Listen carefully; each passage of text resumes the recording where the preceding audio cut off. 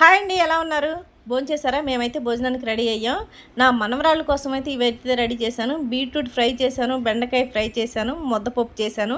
ఇంకా ముద్దపప్పు కానీ బెండకాయ ఫ్రై కానీ పిల్లలు ఎంత ఇష్టంగా తింటారో ఆ కూరలు అయితే వాళ్ళకైతే తినిపించక్కర్లేదు, ఆటోమేటిక్గా వాళ్ళే తింటారు. ఎందుకంటే వాళ్ళకి ఏదైనా ఇష్టమైన కూర వండితే మాత్రం వాళ్ళే తింటారు.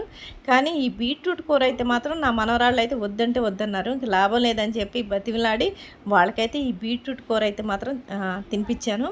ఎందుకంటే బీట్రూట్ చాలా మంచిది. బ్లడ్ కొంచెం తక్కువగా ఉన్నోళ్ళు ఎక్కువగా తింటే మాత్రం బ్లడ్ పడిద్ది.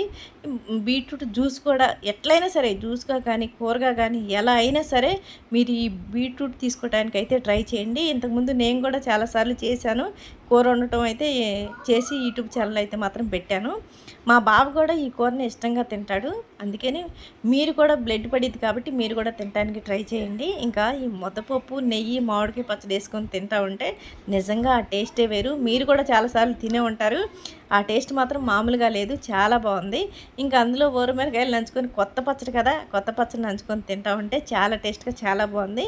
ఇంకా మా భోజనం అయితే మాత్రం ఈరోజు మా మనవరాలది మాది భోజనం అయితే అయిపోయింది. మీరు కూడా ఎన్ని పనులు ఉన్నా టైంకి అయితే మాత్రం భోంచేయండి. సంతోషంగా ఉండండి, టైంకి తినండి, హెల్త్ అయితే మాత్రం జాగ్రత్తగా చూసుకోండి.